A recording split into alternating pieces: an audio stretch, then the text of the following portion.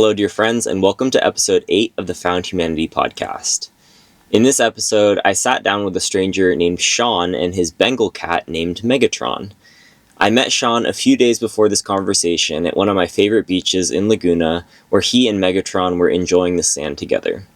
I couldn't help but notice his Seed of Life tattoo that he had on his forehead, an ancient symbol that's been found by archaeologists around the globe from ancient societies.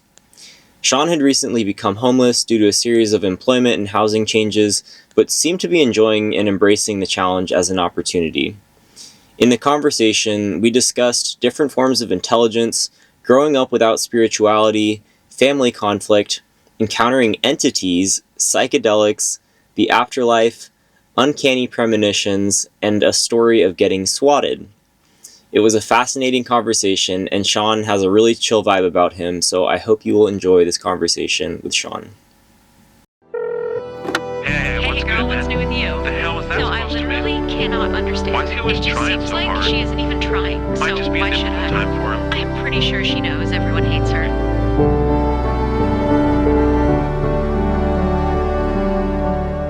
You know, I've never really thought of it that way. I guess I could see that. But then I realized I'm just like her. him.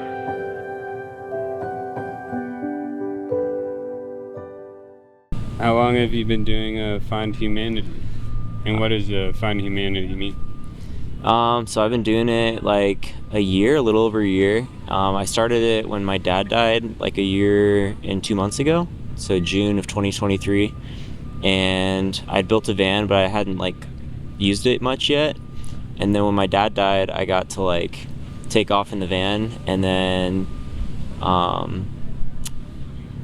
just kind of explore life away from family. And I had quit my job like 2 weeks prior to that, so I was like free to just kind of adventure and explore a little bit. And I don't remember, I think I did change my handle before that, from like my name to Found Humanity. And the reason why is because I've always been interested in like talking about what unites us as humans, and that's kind of why I started my career in mediation back in the day. But I really wanted to like get back into that just through like conversation, and like I've just always enjoyed talking to strangers and like asking questions and listening to people. So that's kind of like was the vision, was just to do that, but like in a more podcast way, I guess. Have you found it fulfilling for like what you're looking for through it? Yeah, honestly, it's been really cool. Like, it's really challenged me to get out of my comfort zone because I'm not naturally like someone to go approach people or just like be super social. Like I have to force myself to be social. But yeah, it's been cool like to get out of my comfort zone and like try to approach people and like just strike up conversations. And I get a lot of value out of that, learning about people and sharing as well. Like that's not as comfortable for me, like actually sharing about myself. So it's been good in that way.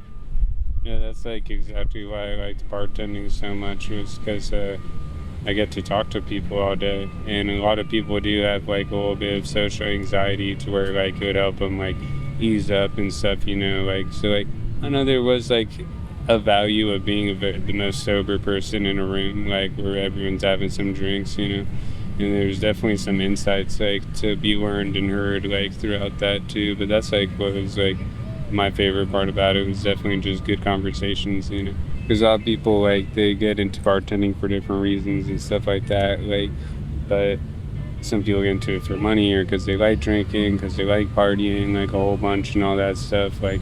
And I was more the person that like was kind of outgrown from clubs and that, like at a younger age, like very quickly I was not into clubs, but I enjoyed going to speakeasy style like lounges and stuff like that, like where people like I could talk to the person next to me and like not have like to have super bright like neon lights and everything blasting in my face, or like super gnarly like subs blaring music, which is cool too. I think that like is also fun, but for day-to-day like lifestyle, like I enjoy like working behind bars where like people are there like to be with the people, like For sure, man. What did that teach you about like yourself and about life, just like interacting with so many people like throughout your work day? it taught me how to read people really, really well, like eerily well, which I already was good at that before, like service industry and stuff. But it got to a whole nother level, like when came to like just reading like people dynamics, like different things. Like I don't know, there's a lot of people like I can like figure like a lot about a person like super fast. I guess like it's what it taught me, you know, like. Just from like, because so many people can be the same if they're like looking for something free, or if they're like, everyone goes for different things for different reasons and stuff. But like, I don't know, it became easier to see people's intentions with things. Like, for an example, like people used to always like try to schmooze me by like saying nice things at a bar, where it's just like, oh, Sean, we love you, like, you know, or like hype me up to their friends, like, this is the best bartender in Orange County, like, just saying things or whatever to try and like people please me in a sense, to like get a free drink or a heavy-handed pour or something. And there's a lot of like hollow I love yous and stuff like that, which like became apparent to me, like, you know, just after a while. I think it was COVID, when there was like not a single person really like reached out to me or anything. I was like super alone, like, you know. So like that was when it was like all the regulars that like, you know, had been like coming in for like years and stuff. There is that kind of connection, but it's also a disconnection at the same time, you know, where I just saw like through a lot of things that people just say to try and get things, you know. Yeah. So it increased your like intuition for people and like being able to read them and stuff like that? For sure. That's cool. Right. For sure. It's awesome, man. Yeah. Like, and just it gave me a kind of confidence, I guess, like that, like I didn't have like before. I guess that's what a lot of other people were saying, where I still just didn't really feel like as confident as like other people would like say it was, where it was just like nothing as much as a thing to me. But they're like, oh yeah, like you're like way more confident and stuff than you were before. I'm like, I don't really see that, like, but I guess, you know. What were you like in high school compared to now? High school? Yeah. And you're 30 now, right? 30 now, yeah. High school, I was a kid that kind of didn't really socialize at all throughout like classes and stuff. Made all my friends outside of school, at the skate park, or when I was doing Muay Thai and Jiu-Jitsu. It was at the gym. I had some friends that I like made in school, like in PE and stuff like that. There's like some different classes where like I had a couple of friends that were like from school, but none of those friendships really lasted after school, you know. And like they just felt more genuine being out doing the things that I enjoy doing with my time on a day off, like skateboarding or whatever it was, you know, and meeting people there, than having to be in a forced construct of our society where it's like we're all there because we have to, you know, as opposed to being somewhere that you want to. Like, so that's where it's like, I don't know, some people are different. Some people are like way social, like, oh, like, bro, you're like, I don't know, it was like college when that was like harder for me, like, because everyone just became friends super fast. People clicked super well, you know, like, and I just wasn't able to click like that with people, I guess, like at that age, like where now I feel like I can do that much better, like where I can click with anybody like a lot faster. Yeah. But yeah, I don't know, I just was at like a different like mind wavelength than like everyone else that was there for it, I guess, you know, like, but yeah, bro, for the like 2 days that I've known you, like we met at the beach like what, 5 days ago or less than that maybe. Yeah. And like you and your cat, you got a cat in there, right? Megatron. Yeah. Oh, boy, Megatron. Dude, you should bring him out. I mean, if he's cool. Yeah, if he wants to. Yeah, if he's down. Oh, he looks chilling right now. He's chilling. But yeah, this cute Bengal cat is so beautiful. And there was a mom and a kid that came over, asked to pet your cat, and I'm sure that just happens like all the time, and you probably get so much people just trying to pet Megatron. Yeah, people love wanting to pet this too. A lot. It's funny though, because sometimes like I'll be like, oh, like it's a good like conversation starter too, you know, Mm-hmm. like and stuff. But like some people like purely like do not want to talk to me, you know. They're just like, oh yeah, we like your cat, like, you know, you have a cool cat, like, but we don't want to talk to you. You know, like, yeah, like that's like the kind of funny part, you know. They're like, there's like a group of girls that were at the party the other day. I was like, hey, like, are any girls interested in a single homeless cat, guys? And they're like, oh no, like, we're sorry. Like, That was your opener? yeah, like, I don't know. Like, I love that. I gotta let them know. Like, Yeah. yeah. But yeah, like, it's so funny because one's like, yeah, like, we feel bad for you and your cat, but like, mainly your cat. I'm just like, all right, like, cool, whatever, like, you know.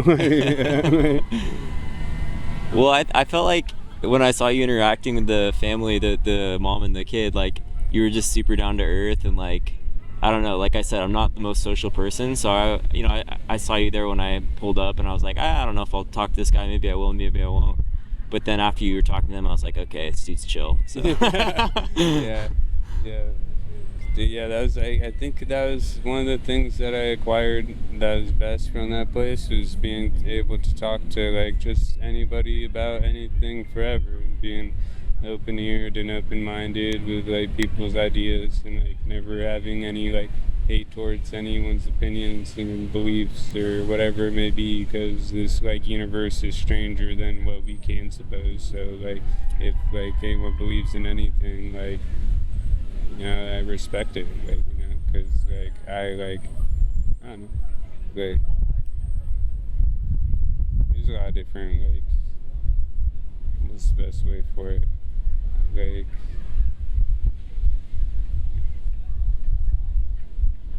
I don't know, like, I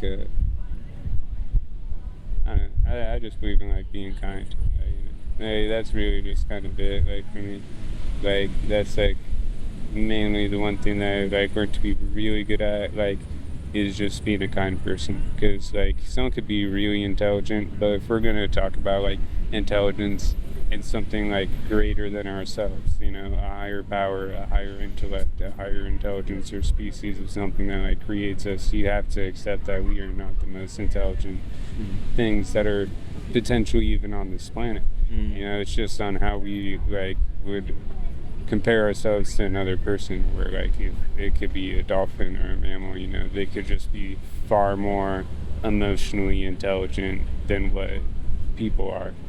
And that's what I think like real intellect comes from, is like how emotionally intellectual you can be, how kind you are, how empathetic, like how well you can feel another person's emotions and cater around them. Because emotion to me is not a solitary feeling, you know. An emotion is a shared feeling. Like, that's why it's like, you have like an emotion, you feel a certain way, someone probably feels a similar way, or it's something along like those lines too, you know, like with the law of attraction and stuff like that. Like, but I don't know, like, so like, I don't know, I respect what like anyone believes in, like, for a certain sense, and just like being able to talk with like anybody like at that, because like I guess I let go of like any judgment that I have like towards people, you know. So like, I guess people are comfortable telling me things that they like usually don't tell other people, which like is also like it can be like burdening in a sense. Yeah, like, because like it's things that's like, yeah, I could like would never tell like another person this, like, you know, like I could like keep a secret to the grave, but like that can be like also burdening. Yeah. Like, I don't know, because I know that like the same person wouldn't do the same for me. Like, is the best way to put it. Like, a lot of the people that come to me saying these things, or have the comfortability telling me these things, because they see something in me that they don't have themselves, which is like, you know, not having to like talk about other people's like, I don't know, like major issues and stuff, I guess, like, you know, or like to gossip and stuff like that. Like, yeah, I've never been a big gossiper. Well, it's an A-B person, like, you know, or like, not like an A-B to like have someone like see the way out of it, but like, I'm not gonna be an A-C person, you know, and just like not like, you know, be talking about person B like with like person C. I'm like, no, like if I have something to say about person B, I'll probably say it to them, you know, like that's kind of my goal. Like, yeah, like otherwise it's just gossiping and weird. Yeah, gossip sucks, bro. Yeah. Literally, that was why I was kind of antisocial in high school, is because my friends were like, not even that much. Like, I joined like a pretty small group of friends, and like they were even like, you know, like Christian, like, you know, kind of just like goody kids, you know. But like the moment they started gossiping, bro, I judged them so hard, and like my holier than thou complex kicked in, and I felt like I can't hang out with these people, and I ditched all my closest friends. Dang. That was, anyways, but yeah.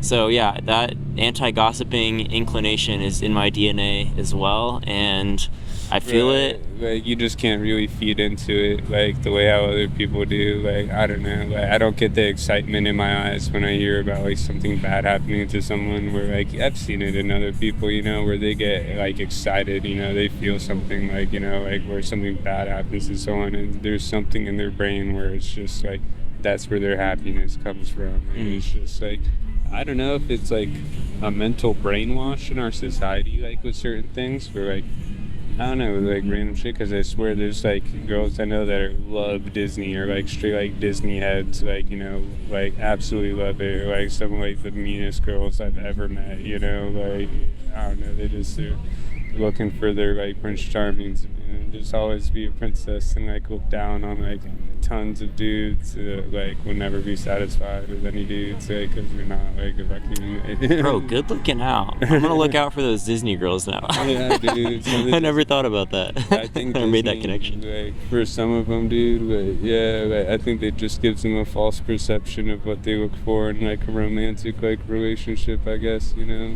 like, but you know, I mean, it could be like, you know, like, but maybe it does work for her. She like did like pull some people that like were like, it was like a roommate at the time. But,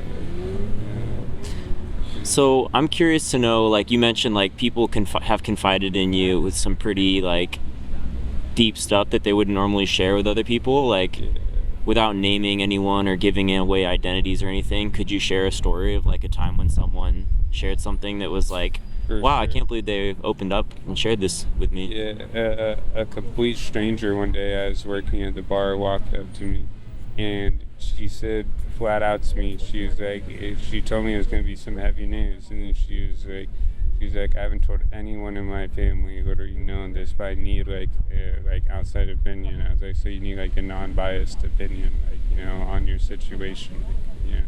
And then she was like, yeah, I was like, I can be that person, you know, like what's happening. And she's like, she just got diagnosed with breast cancer.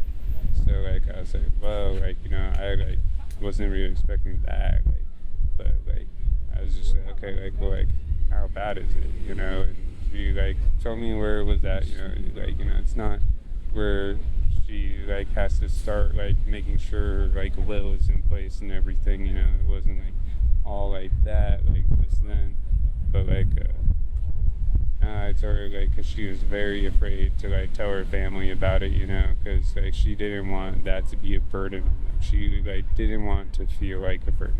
She was afraid that it would put too much emotional stress on the rest of her family, and I get that. So I told her that she like, that's greedy of her.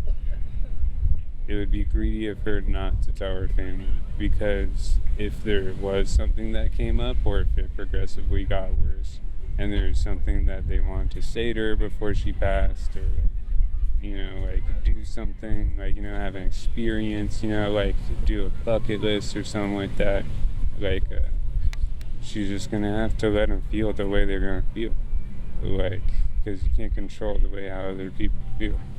And like things happen, you know, like life's like a crazy train wreck like that sometimes, where like it'll stop you in your tracks, like, and you have to start changing everything about your whole lifestyle and everything that you thought was important before.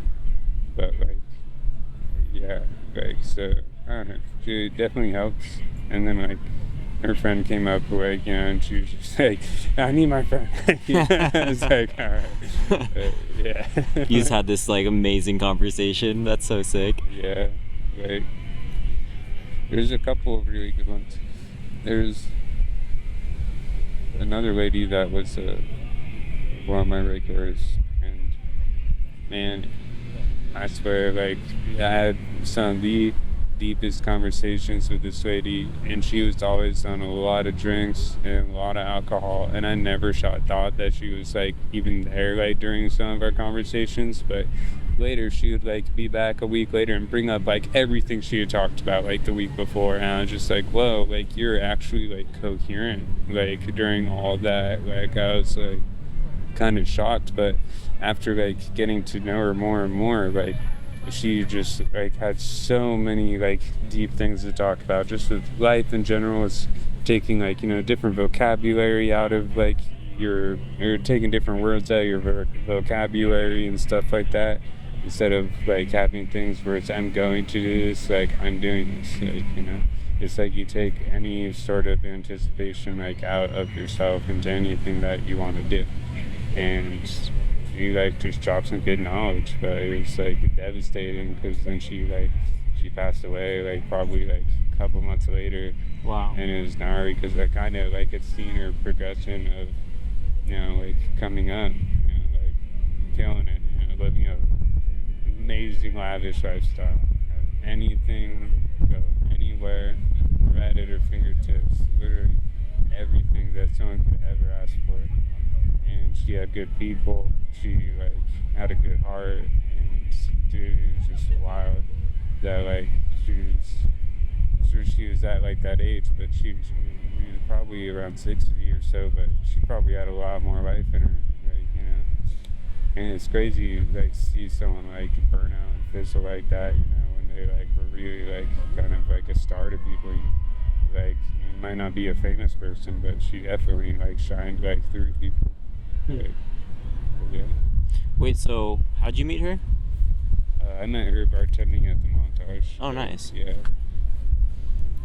But That's wild, man. Well, you do have this presence of, like, non-judgment for sure. Like, that's, like, spiritual wisdom right there, man.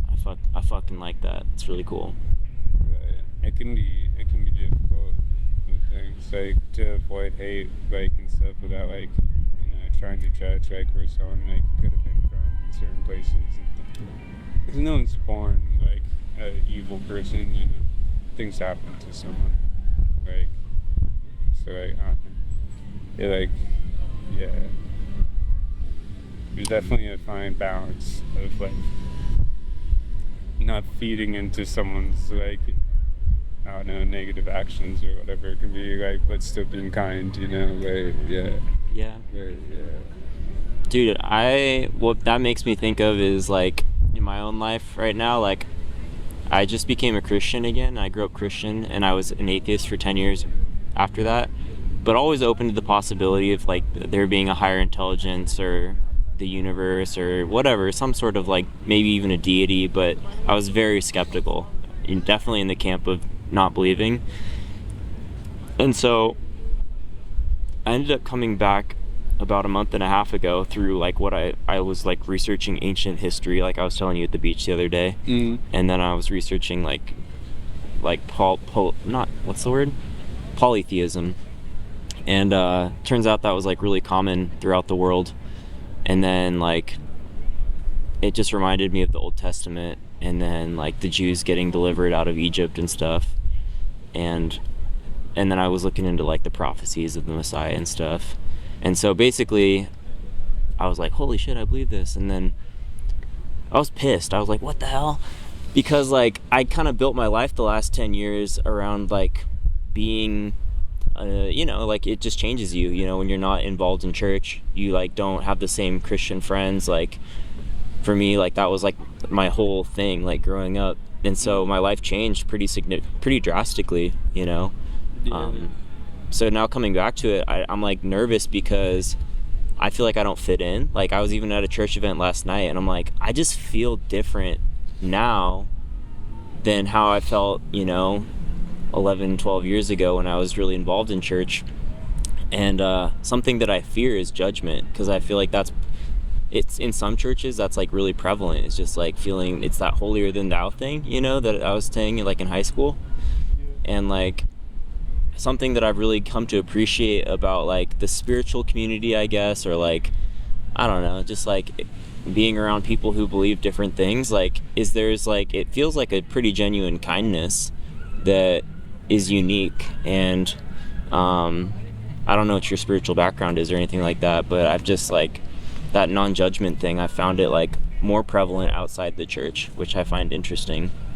But I don't know if you have anything to say about whether it's what I just shared or your own spiritual background. But Yeah. Like, so, I never grew up spiritual. There's nothing spiritual like growing up in this at all. Until like probably yeah, probably 16 or so was when like I started like just noticing things like that like are like too much of a coincidence, that there isn't like a higher power of a certain like way or source or something. It's like I think the universe and the world reveals itself to people like in ways that are like different, and I don't know, I was always a very science like minded person growing up, and like my parents said, if like anyone tells you they know what happens after you die, they're crazy. And like to them that like could be crazy if someone tells you they know what happens after you die. Like, but like maybe like some people have died and came back and they have that experience. So like there's already that, but there's also like the closer like you get to understanding like quantum physics, like the closer you get to understanding God is kind of the best way to put it. Like, the more that like I dug deeper into things that were just interests or ideas of stuff, there's no other real explanations besides it like being a God or something of some sort. And like I don't know, like if you look at something, there's photons that like emit from your eyeballs. So like on an atomic level, it's been observed that when you look at something, the atoms start to move differently. So like it also kind of explains like if someone's looking at you, like you can kind of feel it, even though if it's not even in your peripherals, and you can like turn around and you see someone looking directly at you, and it's like, yeah, that was that like feeling, and I always think like the world's a beautiful place, and that like it wouldn't be as like beautiful. It wouldn't look the same without you looking at it. So like things that are beautiful stay beautiful the more that you appreciate them, and that's like something that is just kind of like that's something that I thought was just kind of spiritual alignment and just like everything divine in this world. Like wow, and, like that's like based off of a scientific like study, but like the way I think of it outside of that box is like way different. I've never thought about that, like that by you or a human appreciating something, it actually, that's part of what makes it beautiful, is like the actual feeling that you're giving that thing. That's wild. Like if there's a muse or like a beautiful like woman or like whatever you find beautiful in this world that you give attention to, like it needs attention. It's like a rose isn't gonna like flower without any water. But yeah. So you mentioned quantum physics, and that to me is interesting as fuck. I don't know much about it, but from what I do know about it, I've seen like the computers with like they keep them at freezing cold temperatures because they're trying to measure something about the atoms or something like that, and they need to like keep them really still. And even the slightest vibration can like throw off the quantum computer. But apparently these things can like crack encryption in a way that like normal computers can't, and they can process things on a level that because it's not binary, it's not ones and zeros, it's like every possibility between 1 and 0 that they're able to like hold space for. And it was based off of atoms and stuff, like I suppose, like computers and things. Yeah, that's like I think about that a lot of like engineering and stuff, in a sense, that are the best made designs or things that are imitating nature. So like a stealth aircraft, like they like how I was talking about how barn owls, when they flap their wings, they don't make a sound. It's like they studied like how things in nature do that, and then like re-imitate it into like certain things. So like underground movable highway that like Elon was making or whatever, he like has it based off of a snake, like a bone skeletal structure, like the way how it can move with an earthquake and stuff. So like the most ingenuitive things that are like created like in an engineering sense come from nature, so they're really just ripping off or biting God's design anyway, or what was made from a higher power ends up working out the best. So that's where like I think like you almost have to have a spirituality to even like be able to discover these things, like to have these like profound like like innovations of certain stuff. But like a lot of people are like afraid of AI and things like that, where like I can see why people would be afraid of it, but like if like you were to meet God, would you want to like hurt him right away? Like no. Like, Would you what? But like people are afraid of AI, but if you were to meet God, would you want to hurt God? Like Yeah. I mean. Yeah. Well, the Bible says like fear God, and it's like I don't understand. To be fair, I don't know what that means necessarily, but like I feel like too there's like when you were to encounter like even people in the Bible who encountered God, some of them were just terrified, or like angels, or like entities or whatever. Even from what I've been reading lately, like people still encounter entities, and can be really terrifying to encounter something that's supernatural like that. So yeah, but then at the same time it's like there's love, and love is I think it's like a supernatural experience as well. So it's like I don't know, it's hard to know what to make of these, like I don't know, like emotions I feel like tie in with the spiritual realm in some way, like fear and love and all that stuff. Yeah. I don't know what like love is, or how to define like any emotions like that. I feel like love is like thrown around like way too much for like what it actually is. Like, because so many people say they're like, I don't know. There's a lot of fake love out there.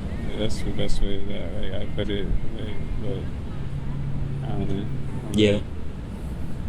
A lot of fake love. Right. Yeah. Right. I don't know. So you mentioned like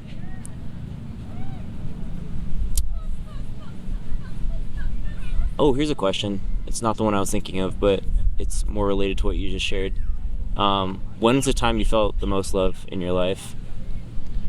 Dude, that's a tough one, man. Like shit.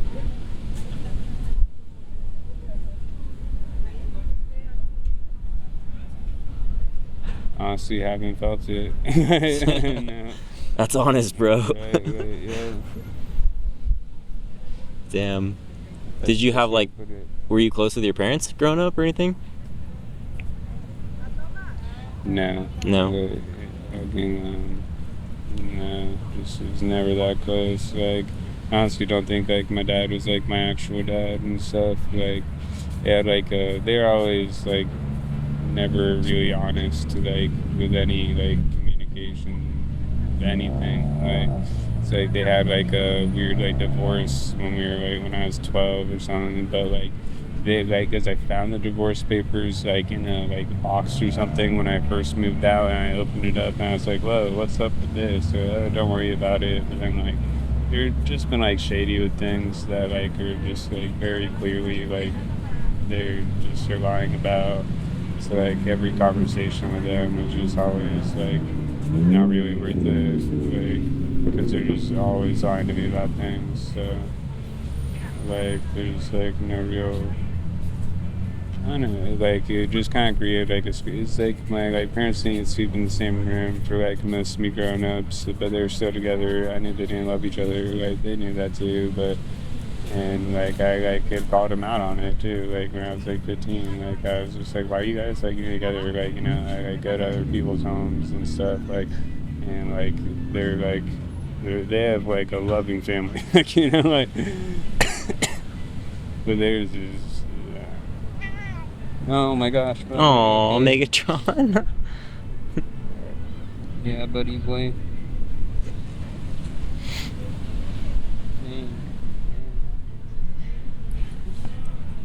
Here he is.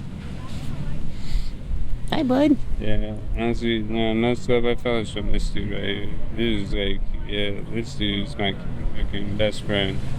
Like, if there's anyone that's like could stick it with me till the end, this dude.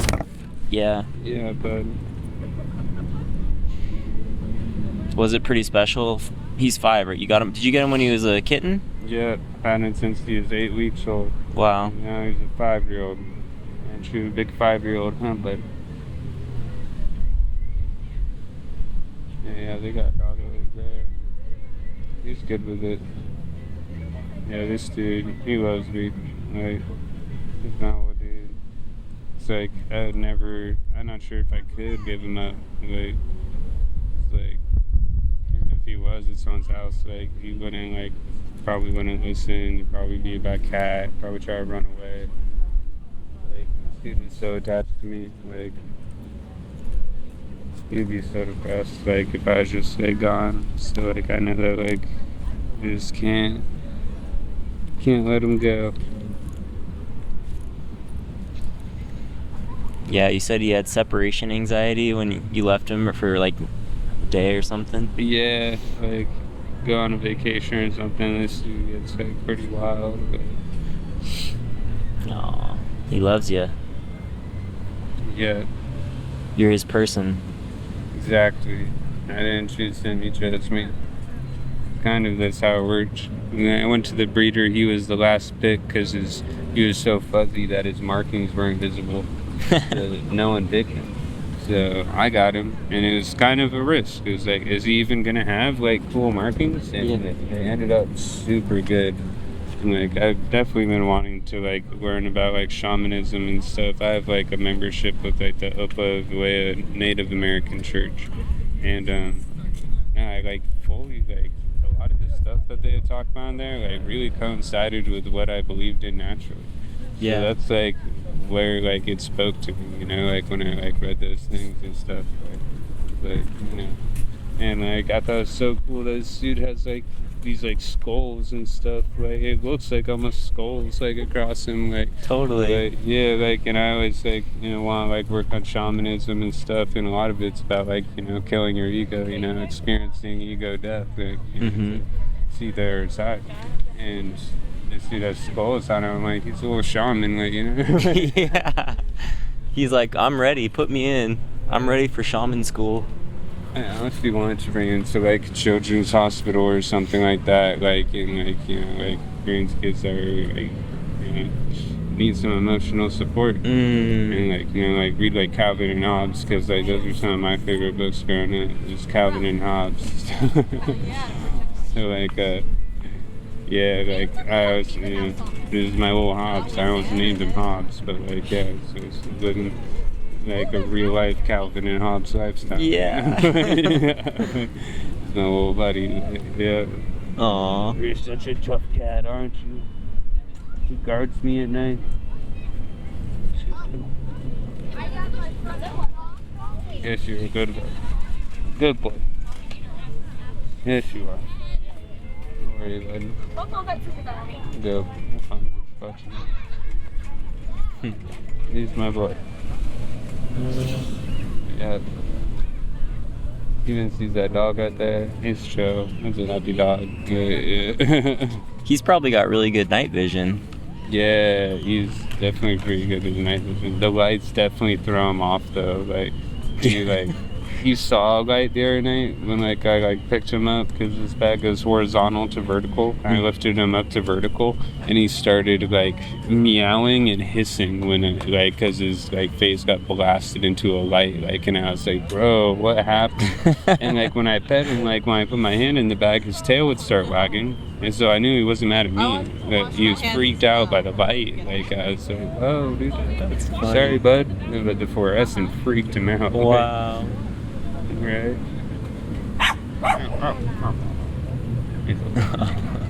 That dog's like, what the heck? I was like, yo, dude, that's a cat. Like, he said, a cat shouldn't be here. Yeah. Go play. So you were looking into shaman school, Native American? Yeah. That's sick. What does that look like? It looks pretty cool. Like, it starts with like a like foot course. Like, you do footworking is like the first one, like where it's like a reflexology class essentially, like for different parts of your feet, like Huh. that can be massaged, cure different things, like for like different back pain. I think some of it's even mental too, but that's where it first, like that's the first thing, like. And then there's all these other classes and stuff too. But like my conversation with her was like the first thing I said was like I want to do like ayahuasca rituals. So I was like I want to do that because like I had bartended for years and like now I don't drink in almost 2 years without alcohol now. And like instead of like giving people drinks, I wanted to give them like a psychedelic experience. Like to where it's something that is like destroying their life. Like I kind of felt like a moral calling to it, as a way to make amends with like actions of, still, even though it's just a way of getting by, making really good drinks, having good conversations, meeting really awesome people, having an awesome ride. Fucking, like it was a cool thing. It was just too cool, but like I felt bad because like alcohol just like disintegrates people, like deteriorates everything that like makes them in personality wise, not even just physical. It's honestly the most addictive drug in the world, and that's the reason why it was the only legal one. Like where all the other ones really were illegal, but everyone's so heavily addicted to alcohol that like it just became legal again after prohibition. There's too many speakeasies, too many of that. And it's like, well, it just like kind of goes to show that's the most addictive, the one that causes the most problems and things like that. So like it's, I don't know, it's an interesting thing that like our society has made to where it's like, we have rules, but if enough people don't like the rule, it's just not gonna happen. Like, Yeah. but out of like all of them, that was the only one, in my opinion, that should be illegal. Like honestly, all drugs to me should be just legal. Like Yeah. 'cause then there'd be no fentanyl, there wouldn't be like all these things. If you could go to a trusted distributor with like an actual packaging of whatever it is you're looking for, there'd be a lot less people dying and like have actual ways of people being prescribed it in a sense, like as a doctor, or what I would be doing would be like a practitioner, as like a medicine person, so I would be able to like administer like different sacraments to people. Like that's the way I it's like viewed, is that it's a sacrament and not using like a drug. Like where you're experiencing a sacrament. Like so that's where it's a bit different, because a lot of people like do something to like party or whatever it is, and it's not like a partying thing. Is the best way to put it. Yeah. I really wanted to do ayahuasca, and I used to, I don't know if I should say this on my podcast, I used to grow shrooms. But That's what's up. in my mind, asterisk.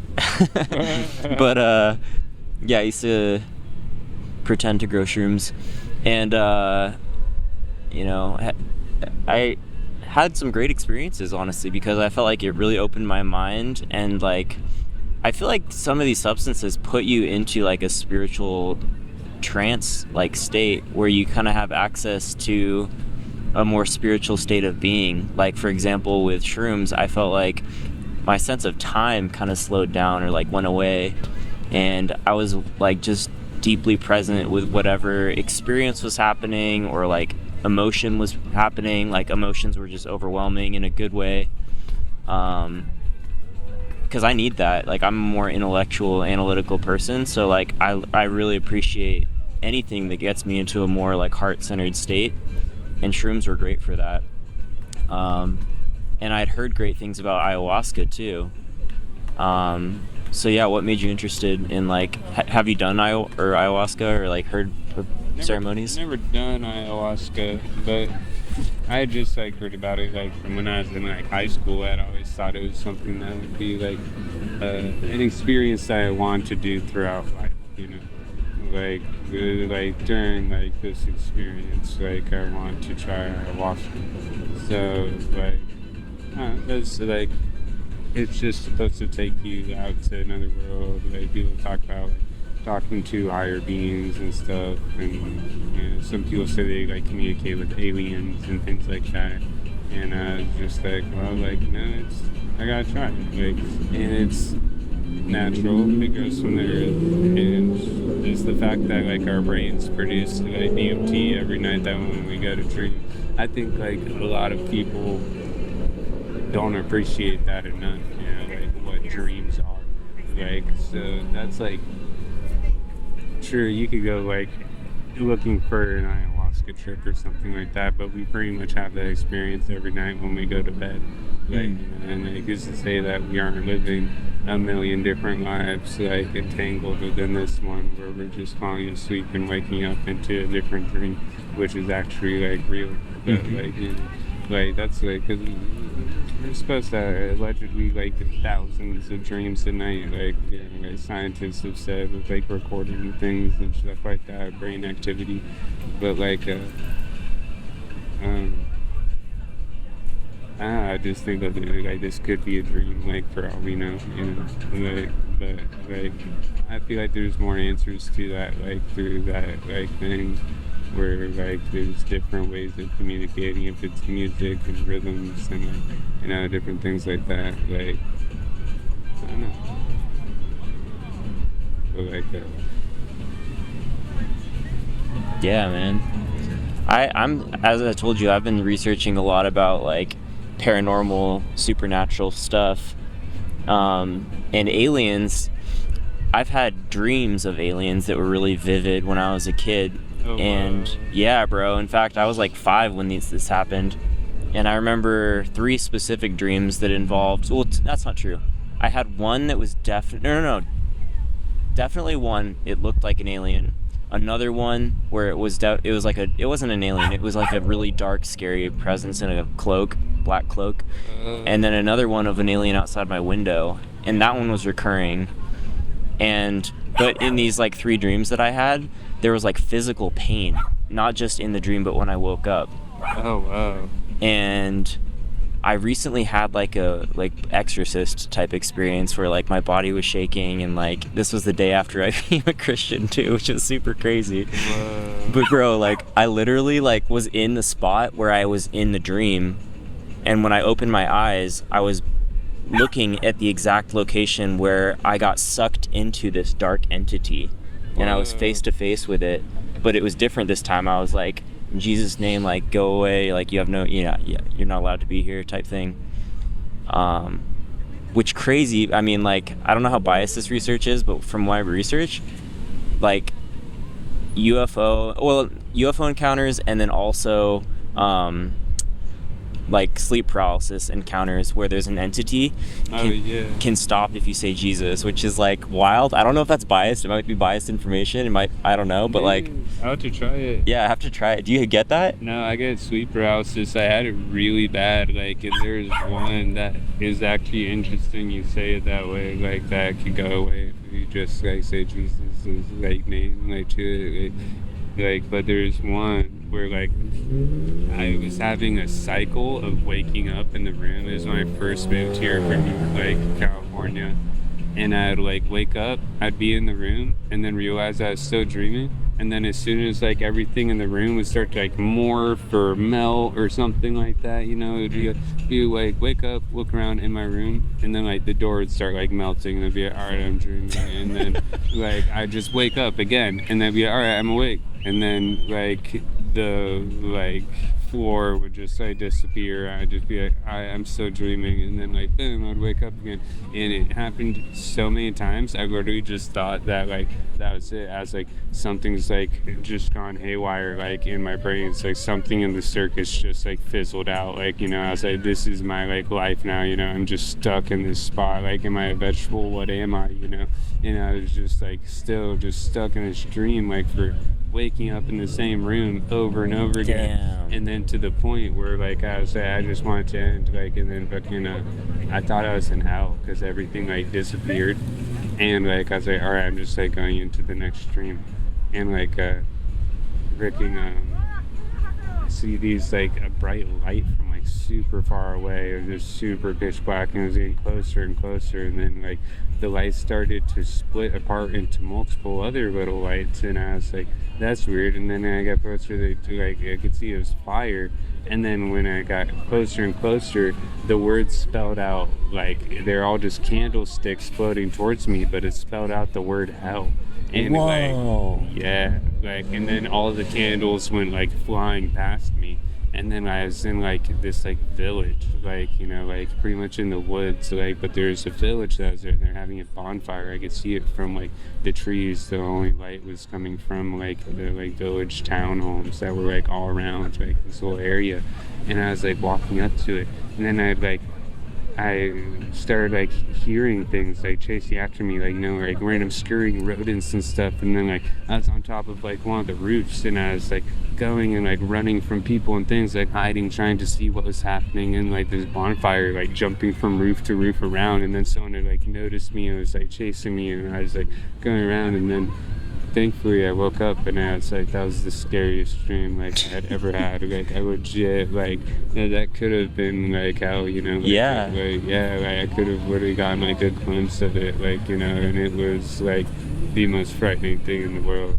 Like, yeah. Bro, holy shit, that's scary. Right, that was frightening, like, yeah. That sounds really scary, honestly. No, that was like at one point I legit thought, I was like, well, shit, I thought, like, you know, like there's a possibility of it. And I was like, maybe that's what the fate is, you know, like if like that was like what like I was meant to be part of like God's plan, you know, like, Bro. what, like, you know, what if that is like my like part of my path is like that it's supposed to be going to there, like, you know? Well, it's not. I mean, based on my belief system, it's not.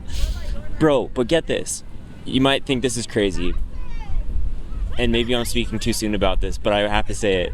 You mentioned your ancestors are King Charles, right? Oh, yeah. And then you had like an ancestor who was like the husband of the first Salem witch trial? Well, yeah, my ancestors, they were both married. The first witch that got hung in the Salem witch trials was married to this dude, Thomas Carrier, who was one of the guys who potentially chopped off the king of England, like King Charles the First head, like when he sentenced himself to treason. So like he was one of the 4 masked men that like ended up, but yeah. Like, So I don't know the exact history specifically. I don't know much about the original King Charles, but from what I've heard on these like conspiratorial podcasts, which I'm deep diving in right now, there's like crazy connections between like the royal family in England and like Satanism, and like to the point where like they can do, I don't know details on it, but what I know about Satanism is like you can actually do certain rituals, like blood rituals and like sacrifice rituals and stuff, where it invokes spirits to like manifest basically. wow. And like I'm from what I've heard about like the more recent version of the royal family, that might be a thing, that might still go on. So I don't know, that's like hearsay. I don't know if it's true or not, but I feel that's like something that like I feel like if that got like what's the best word, leaked, like for it, like in those times and stuff, is everything is just a possibility, you know, like any history that's like that far back, right? They definitely could have been doing like satanic rituals and stuff. Yeah. Like, you know, like, yeah. Right. And another thing about that is like all the ancient texts that I've learned about talk about, like the Greeks and stuff, even their mythology talk about like the gods having children with actual females and like creating like humans. They create like human babies.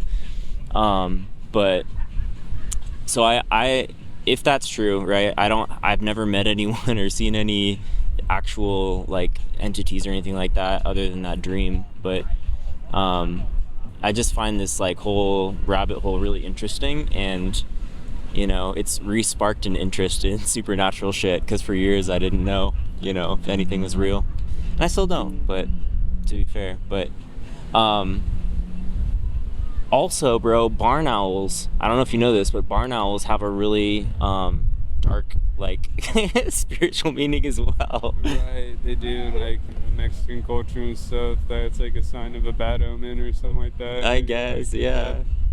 death or something is like gonna happen. Like, yeah, like, I don't know. Like, it's all a spectacle. Like for it, like I see it like a little bit differently. Like, Yeah, and you were saying like it had like a particular meaning for you. So like I don't mean to say it's like straight evil or anything like that, but like I'm like, no, like it could be like shit, dude. Like, yeah, like my friend, like, dude, that's one thing I think about too. It's like I had a friend who passed, like that was like for the barn owl and stuff. Yeah. And like I had a friend like a year and a half ago, like who passed, and which was the main reason why I stopped drinking. But I'm not gonna lie, dude. Like that was also a weird experience because I was like very upset with that like friend, like, and it was like New Year's, and like this is like kind of gnarly, but like I literally like at that like New Year's night, like I wish he was dead. Like I was just like, dude, like why like did he do that? Like, you know, like I was just so upset. Like, you know, he was just like trying to like,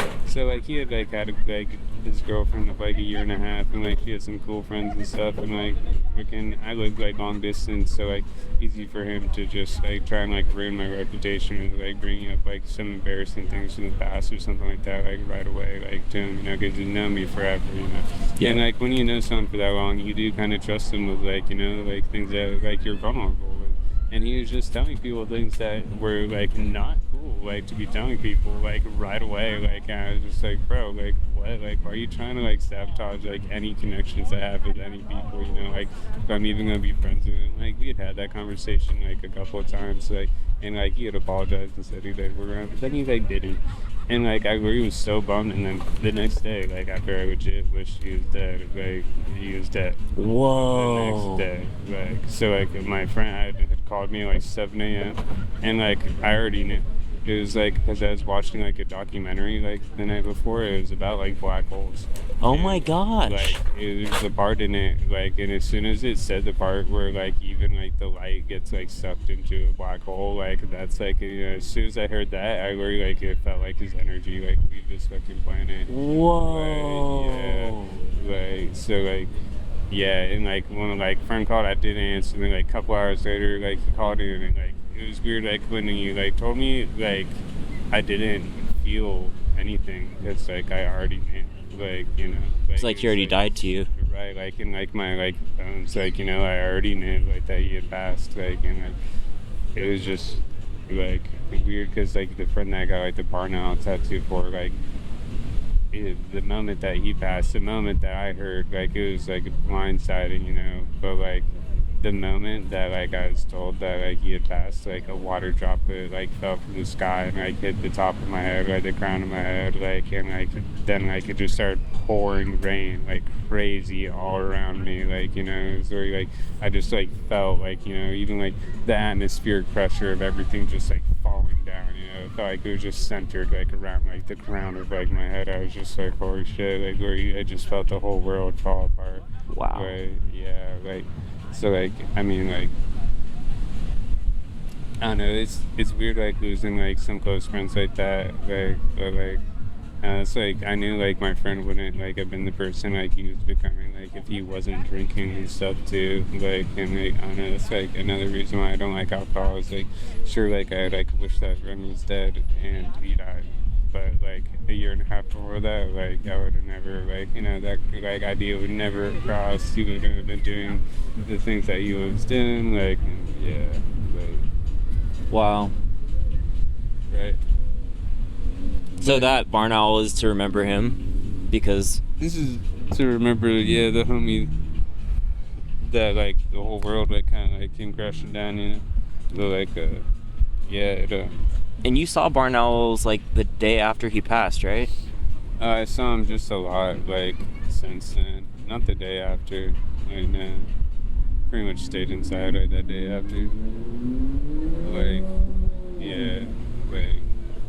I just like chill. I was with some friends that like I just come back from like a cruise ship too, and like the bizarre thing when that friend had passed, I was on a Greyhound from northern Arizona to Phoenix, Arizona, And I swear I was looking out at the freeway and I thought I saw his face like there, and I almost jumped out like of the shuttle like to go say hi to him because I knew he was like in like rehab and stuff like in Prescott, and I was like driving by that area and I swear I saw him like out the window. Whoa. And like I'm not sure if it was him or like it was a ghost or like whatever it was.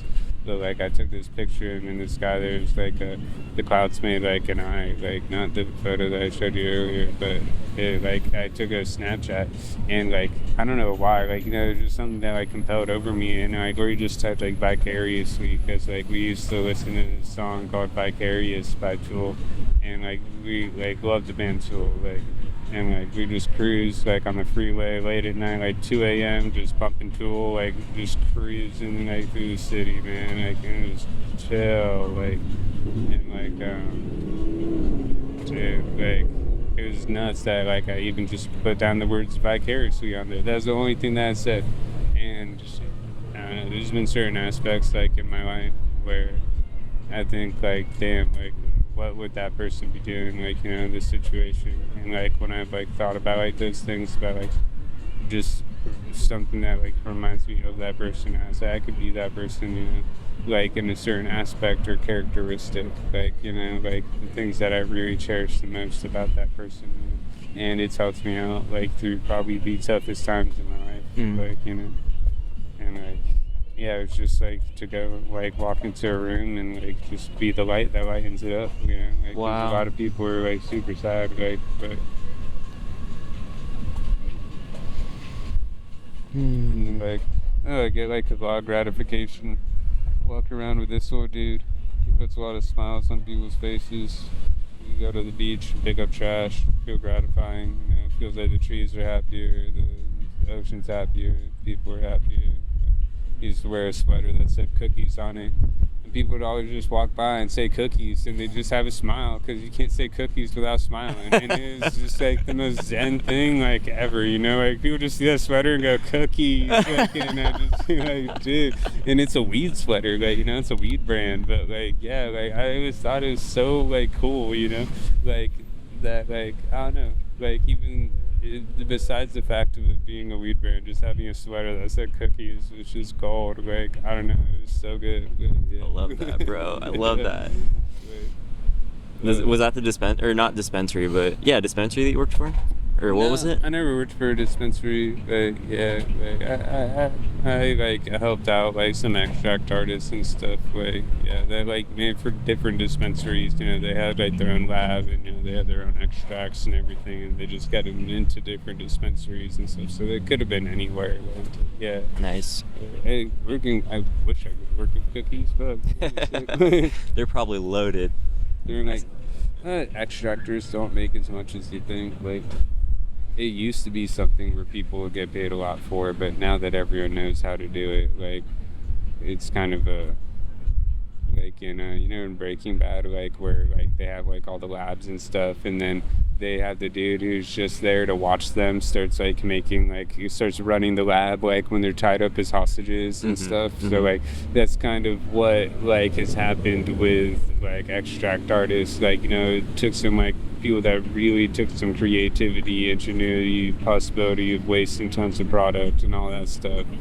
And then after they figure it out, someone just goes in and does it like it's a recipe. Like, they're like, all right, we figured this out, but they don't understand like any of the thought process behind it. They could just do it mindlessly. So like that's what that job has become now, as opposed to being more of a scientific frontier, like when people were first getting hired for it. Because like I heard of people getting paid tons when like, because they are the turnkey for most people's fucking weed farms or anything like that now. They really making tons of cash because like they could take like the worst product, like the weed that would not see the shelves, and then turn it into the most expensive product that's on the shelf.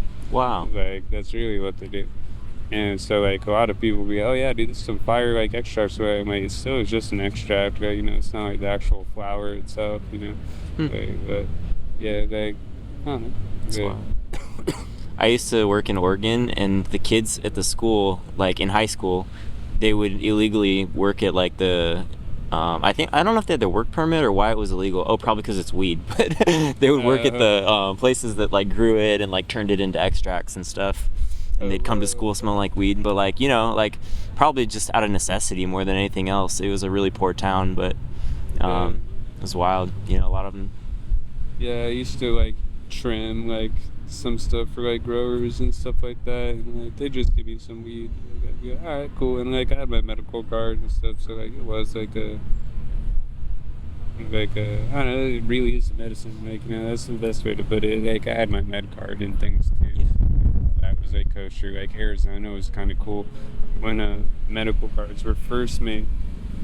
They had a statute where patient to patient donations were totally okay. So like if I had gotten like 2 ounces of weed from like a caregiver, I as a patient could do a donation to another patient, and they could like gift me cash for it, allegedly. So like literally that was in the very first rules, but then they changed those up like pretty fast. Like, yeah, but like that was something I had for me. I had like my own caregiver and stuff. I actually had SWAT come to my home one time. You got swatted, bro. I got swatted, dude.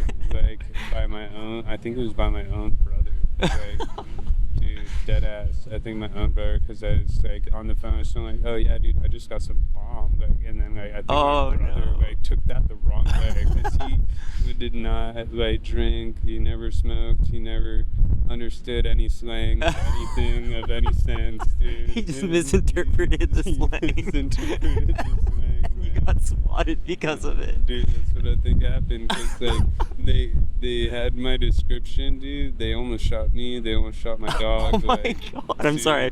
It's okay. Like, no, it's crazy. It's a crazy story. Like, again, I was just chilling there, ripping some fucking weed and throwing the ball for my dog. And next thing I know, dude, police officer in the neighbor's yard pointing a gun at my head, yelling, "Gilbert PD, get on the ground." And I was like, what?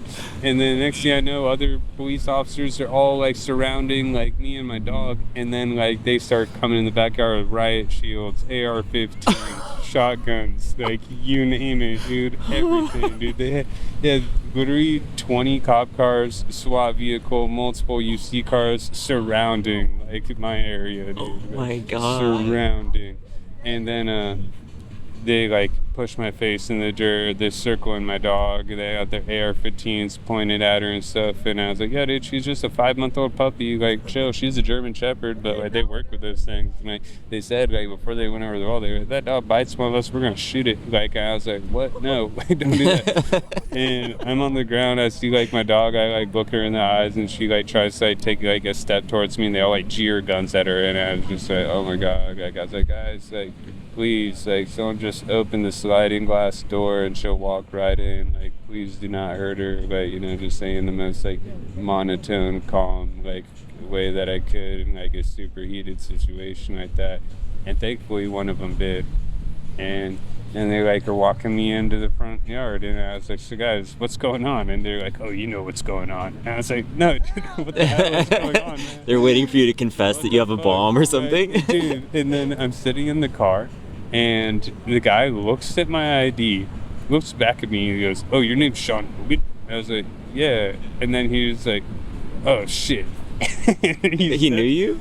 No, he was looking at my ID, and then he like read my name. He's like, oh, you're Sean Hogan? And I was like, yeah. He goes, oh, shit. And then he walked away. And then next thing I know, all the cars are gone. All of them. I just watched boom, boom, boom. What? All of them leave the street. He pulls me back up closer in front of my house. Another car pulls up. Apparently he's like the private like detective or investigator or whatever it is. And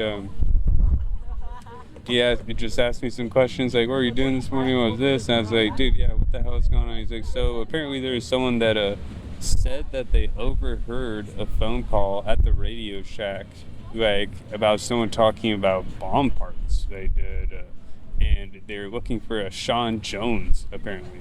But when they went to the description of the person, they had the exact hat I was wearing, the exact shirt, pants, and shoes, like, to what was on it. Like, and there's no way that like it could, because I literally like had just gone to the park with my dog that morning and then back. and was nowhere near Radio Shack, was not on the intersection. My last name wasn't Jones, and then the private dude was just like, yeah, dude, he's just like, we're gonna go there. Cop was like, what, dude? Like, read the description, like, this clear. And then that private, detective dude was just like, let him the fuck go. He got so mad. And, I honestly, when I told my parents about it, when they had gotten home. I was 19 at the time. I just dropped out of college and was just back home, just doing patient-to-patient, donations. And, was getting by, making okay little cash, having some fun. Yeah. And, dude, it was crazy because when I told my parents, my mom gave me some baloney. She said, oh yeah, I talked to our neighbor who was the sheriff. He said that if we tried to pursue anything, we probably wouldn't be able to really get anything out of it or anything like that. And I was kind of just young, 19, didn't really have any cash, but I was just what the fuck? This is whack as fuck. Parents did not care that I almost got killed. My mom was also a person to call the police if someone threw a McDonald's cup at her car and have them press charges. Yeah. So I was like, what? I was like, how your own son almost just died, and you're not gonna fucking pursue anything. So I figured after a long time, 8 years later, I'm on the phone with my brother, just talking about random things in the past, and we were kind of having a pissing contest on really who had it worse. It's what we were going at. And then I was like, you remember when I got swatted? And then just the tone in his voice was just like, oh yeah, I forgot about that. And just the way how he said it, I was like, you're the motherfucker that called. I was like, you had to. It was almost like he repressed it himself. I was like, how do they just forget about something like that? I was like, that's actual repression. I was like, that's one of my main traumas of even living in that city. I'll never go back to that part. I'll never go back to Phoenix, Metro, Arizona. Ever. And yeah, it was just so crazy when I brought that up to my brother. It was almost like I was denying even the possibility of that as a younger kid, but when I got older, it just became a parent. I was like, how else would they get the exact description of my clothes and everything, that specifics too. It was oh, a Muay Thai shirt. It's how would someone look at my shirt and know it's a Muay Thai shirt? It's just a karate, it doesn't say Muay Thai. Say Muay Thai, the description was It says Muay Thai. Right. Yeah. So well, shout out to your bro. Live and learn. Now you know about slang and about bomb, the word bomb. Yeah, dude, you got some bomb ass weed out here, bro. That's right. That's why I moved to California. I say I got some bomb people. I do let's smoke it. Yeah, I always have fun. I used to play Fortnite, and so I would learn a lot of slang from kids who played Fortnite, and they would teach me cool words. And the kids I used to work with got me into it. I used to work at a junior high school, and so I would stay hip through the kids and then Fortnite. And so I've been out of the loop of slang for the last probably 5 years or so. Not 5 years, that's too, but yeah, I'm still cool, guys. Yeah. Still cool. No, but I like to teach my mom slang, and then I was like, Mom, you got to use these words, and impress Marie, my sister. But it's fun. No, I always, my mom's a teacher, so, she would always, be oh, yeah, all the kids are saying lit now. Everything's lit. Yeah. And I was just that's funny, you say that. What does that even mean? And I'm your parents probably thought it was weird when people were saying things were cool. They're what does cool mean? Lit is just kind of the opposite, but it means the same thing. We just have a different word. It's the opposite reciprocal of it. But yeah. It's just always gonna be something changing. It's oh shit, it's people might be saying that's fried later, but it's that's fried, yeah. Yeah. Yeah. Let him cook. That's probably not cool anymore, for all I know, but I like that one a lot. Yeah. I will let him cook. He likes to cook. He's It's a cooker. Cooks. I thought that was just so funny how many people started saying that, like, a lot. Like, I saw, like, a video song, like, in New York, some meme or something, and there's, like, a, 40-year-old lady, and she's, like, saying to her husband real quick, she's like, hold on, let him cook. Like, when she's just, like, explaining something, you say, hey, like, I'm doing something for a video or whatever, and then she's just like, let him cook. And it's like, dang, like, she really just, like, threw that in there, like, naturally as fuck. Like, Wow. See, that's what happens when you live in a cool city like New York. You're just always with the coolest lingo. Dude, some people have told me I'm like the king of slang, or thought I'm from New York, or thought I was from Vegas, or thought I was from somewhere like that. And just because I know so many words, like, like some of them just like make sense. I talk to some people that like pretty much strictly only use slang, like, it's just funny. That's lovely, man. Well, I don't know how much longer the camera has left in it, but dude, I feel like this was a sick conversation. I think that was a solid cast, dude. Like, this was sick. Oh yeah. You got any parting words of wisdom or advice for the world? Stay kind and be cool, and I don't know, like, just be a nice person. I love it, bro. Good shit. If everyone was more like my cat, the world would be a better place. Like, like, okay, don't pay rent. Okay. Like, don't pay your bills. Like, like, shoot, sometimes living outside can be a good thing. You never know. If I wasn't outside, I wouldn't have met you. Hell yeah, I dude. had this cool podcast. Like, yeah, like, like, I don't know. Like, I always think there's just silver lining. Like, it's like almost a contentness, leaving like my spot and doing this too, because like a part of me, I think, always like kind of wanted to, like, I think I was probably 6 or so when I was like looking out the window first time in California, like parents bring me to Disneyland and like freaking I just saw like some people by Long Beach like passed out in the grass, like, I think I remember saying to my parents, I was like, yeah, I'm gonna do that one day. They're like, what? They're like, yeah, I'm just gonna go homeless in California. Like, they're like, no way. I was like, but they look so relaxed. Like, I was like, they look so chill. Like, I've never seen that amount of contentness in a person, as opposed to just the constant craziness that was back there in Phoenix, and like there is like a calmness to it, Mm-hmm. Like there's the things that you have can hold you back, or it can open more doors if you let some things go. For sure, man. Yeah.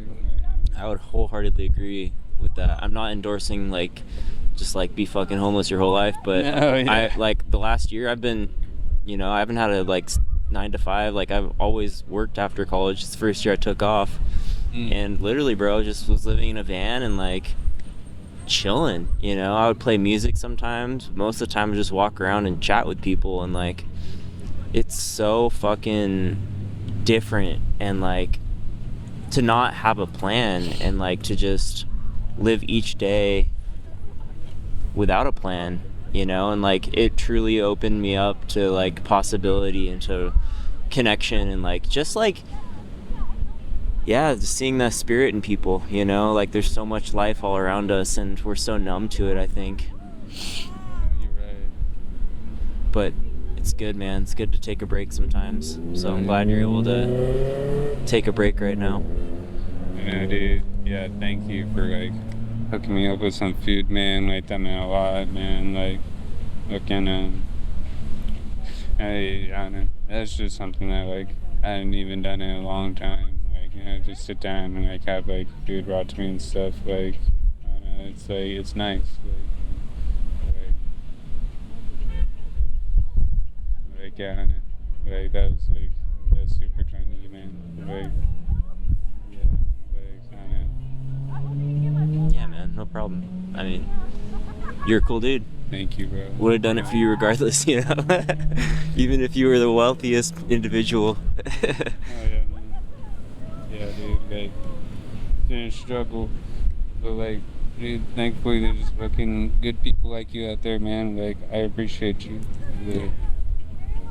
You too, bro. Thanks for sharing some wisdom and about your life and experience, and we'll keep in touch, bro. You're a cool guy. Oh yeah, man. And I'll be in Laguna around, so sure we'll reconnect. And that's what's up, bro. We'll do like 7 podcasts. Yeah, dude, I feel you in on yeah, but I don't know, I feel you in. Yeah. Next time I see you. Hell yeah, dude. Yeah.